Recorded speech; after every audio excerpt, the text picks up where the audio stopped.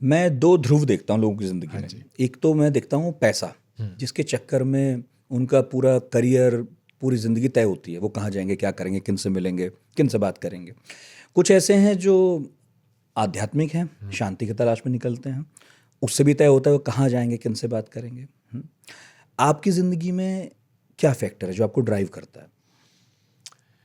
मुझे लगता है कि ज़िंदगी अपने टर्म्स पे जीना मेरे लिए बहुत ज़रूरी है। तो मैं पूरी कोशिश यही करता हूँ हर रोज़ कि मेरे दिन में मैं वो सारी चीज़ करूँ जो मैं करना चाहता हूँ, और किसी के कहने पे बिना इच्छा मुझे कुछ ना करना पड़े। जितने ज़्यादा मेरे ज़िंदगी में ऐसे दिन बनते हैं, उतना ही मेरा दिन अच्छा होता है, उतनी मेरी ज़िंदगी अच्छी होती है। तो मेरा तो पूरा मकसद, एंड ये ऑफ कोर्स 44 साल की उम्र में आया, ऐसा नहीं है कि मैं ज़िंदगी भर ऐसे ही था। तो एक वक्त था जब मैं पैसे के पीछे था एंड पैसे की तलाश में था। एक वक्त था जब मैं ओहदे के पीछे था और समाज में रुतबा कितना होगा वगैरह वगैरह, एंड वो सब सीख के, वो सब चख कर, वो सब जानकर कि वो कहाँ ले जाता है, किस दिशा में ले जाता है। ज़िंदगी का तात्पर्य यही निकला है मेरे लिए, कम से कम, कि यार खुद के टर्म्स पे जियो, खुद की ज़िंदगी खुद के नियम से बनाओ, खुद के नियम किसी दूसरे पर मत थोपो, पर कम से कम खुद के लिए तो वही चूज़ करो। एंड जितना ज़्यादा आप ज़िंदगी अपने कहने पे जिएंगे और दूसरे के कहने पे नहीं जिएंगे, उतना ही आप ज़्यादा खुश रहेंगे, क्योंकि आपको कभी भी रिग्रेट नहीं महसूस होगा कि यार काश ये कर लिया होता, काश उसकी ना सुनी होती, काश खुद की सुनी होती, which I think is the biggest regret that most people have. तो अभी तो यही लग रहा है, अब आप 10 साल बाद कुछ और पूछेंगे तो कुछ और जवाब दूंगा, पता नहीं। ज़िंदगी तो बदलती रहती है, वही मुझे सबसे खूबसूरत चीज़ लगती है ज़िंदगी के बारे में। अगर अब मैं क्या ज़िंदगी के करना साथ भाई बदल साहब रहा, आगे? इसमें मुझे मेरे प्रोड्यूसर ने कहा पूछ लेना। हाँ, पॉलिटिक्स में जाएंगे, मूवी बनाएंगे, कोई आइडिया नहीं इसके है, आगे क्या है, मतलब कोई आइडिया नहीं है। कुछ नहीं एंड पता एंड है। एंड ये जो आप बोल रहे हैं ना, मैं बिल्कुल भी मना नहीं करूंगा कि शायद मैं पॉलिटिक्स में हूँ। मैं बिल्कुल भी मना नहीं करूंगा कि किसी दिन मैं मूवी बना रहा हूँगा। मैं बिल्कुल भी मना नहीं करूंगा कि किसी दिन मेरा अपना यूनिवर्सिटी होगा। मैं बिल्कुल भी मना नहीं करूंगा कि मैं सब कुछ त्याग के, छोड़ के हिमालय चले जाऊंगा। कुछ भी संभव है।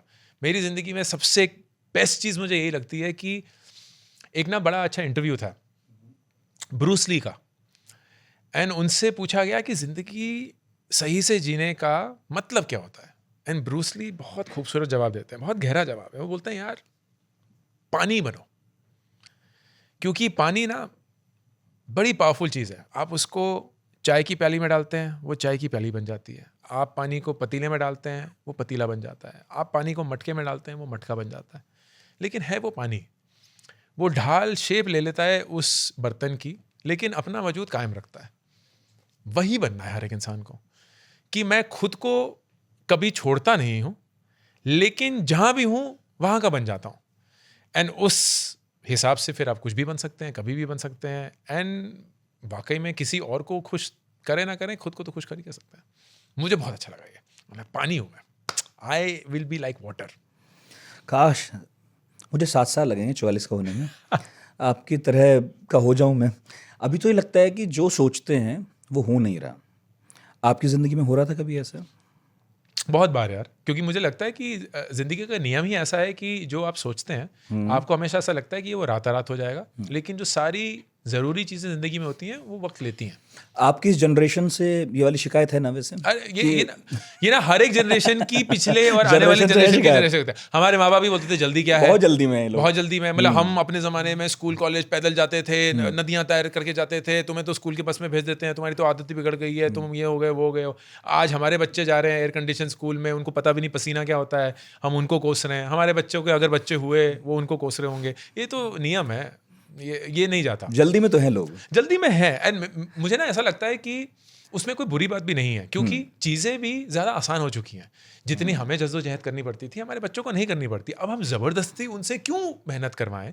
इंटेलेक्चुअली हाँ, मेहनत करना हमेशा ज़रूरी है, लेकिन फिजिकली मेहनत करना इस दुनिया में अब इतना ज़रूरी नहीं है। हाँ, एक समय था जब खेत में काम करने ही पड़ते थे, लेकिन अब नहीं करने पड़ते। अब पानी लेने के लिए बस नलका खोलिए, पानी है, आरओ का पानी पूरा सुरक्षित, ये भी वगैरह वगैरह, ये सब नहीं जाना है कोसों दूर आपको पानी लाने, या अपने कपड़े धोने, या अपने स्कूल वगैरह। अगर वो सारी सहूलतें हैं तो प्रैक्टिकल सी बात है कि आप ज़िंदगी को उस ढंग से जिएं। लेकिन जज्बा जो है और जो मेहनत करने की, शिद्दत करने की जो फितरत है, वो नहीं जानी चाहिए, क्योंकि वही आपको आगे बढ़ाएगा। But physical labour is not necessarily needed. Ankur भाई, इससे ना मेरे मन में एक सवाल उपजा जो मैंने तैयार नहीं किया, ओके। पर मुझे कुछ याद आया। आपने ना कहीं कहा था कि हम लोगों को एक रील बनाने के कितने पैसे मिल जाते हैं, है ना, जितना एक सर्जन को नहीं मिलते। तो कई बार ये मुझे अजीब लगता है। कई बार नहीं, बहुत ही बार, हर बार। एग्जैक्टली। अभी आपने फिजिकल लेबर की बात की, तो मुझे लगता है मुझे आपसे पूछना चाहिए, शायद किसी ने पूछा ना हो, कि जो लोग दिमाग वाला काम करते हैं और एक बड़ा वर्ग है जो शारीरिक श्रम करता है, आपकी नज़र में इन दोनों में से कौन सी मेहनत ऐसी है जिसे ज़्यादा रिवॉर्ड मिलना चाहिए? मतलब मिल किस रहा है वो हमें सबको पता है। हाँ, नहीं, मुझे ना जेन्युइनली ऐसा लगता है कि मेहनत, एंड मैं ये इज्जत से बोल रहा हूँ, किसी को ताने नहीं मार रहा हूँ, मेहनत तो गधा भी करता है। और उस शारीरिक परिश्रम का जो वैल्यू क्रिएट होगा, वही वैल्यू आपको मिलेगा। तो दुनिया की एक बहुत सिंपल सी रूल है कि आपको वही मिल सकता है जो आपकी वैल्यू क्रिएशन का एक हिस्सा या भाग हो। तो अगर आप बहुत वैल्यू क्रिएट कर रहे हैं, आप उससे बहुत पैसा कमा सकते हैं। लेकिन अगर आप ज़्यादा वैल्यू नहीं क्रिएट कर पा रहे, तो आप उससे ज़्यादा पैसे कभी भी नहीं कमा पाएंगे। ये तो एक रूल है, एक लॉ है ऑफ फिजिक्स। अब फिजिकल लेबर का प्रॉब्लम यह है कि एक इंसान की क्षमता किसी हद तक जाकर रुक जाती है, वो उसके बियॉन्ड नहीं जा सकता। अगर कोई खेत में काम कर रहा है तो फिजिकली वो जितना काम कर पाएगा वो एक ही पॉइंट पे जा पाएगा। इसीलिए जब मशीनें आई, ट्रैक्टर आए, तो थोड़ी और प्रोडक्टिविटी बढ़ी। फिर उसके बाद कोई और उससे टेक्नोलॉजी आई तो और प्रोडक्टिविटी बढ़ी। लेकिन सबसे ज़्यादा प्रोडक्टिविटी तो हम आज के दुनिया में देख रहे हैं ना, जहाँ हम चैट जीपीटी पे जाते हैं और हमारा दिमाग एक्सटेंड हो चुका है। हम अगर कुछ लिखते हैं तो उसको खूबसूरत बनाना, उसको डायरेक्ट बनाना, उसको इमोशनल बनाना, उसको एग्रेसिव बनाना, कोई और आराम से वो काम कर सकता है। एंड हमें सिर्फ उसको कमांड देना है कि यार तुम ये काम करो। बाय डिज़ाइन ये ज़्यादा वैल्यू क्रिएट कर पा रहा है क्योंकि इसमें मेहनत जो है वो इंटेलेक्चुअल है, एंड दिमाग की क्षमता जो है वो अपरंपार है।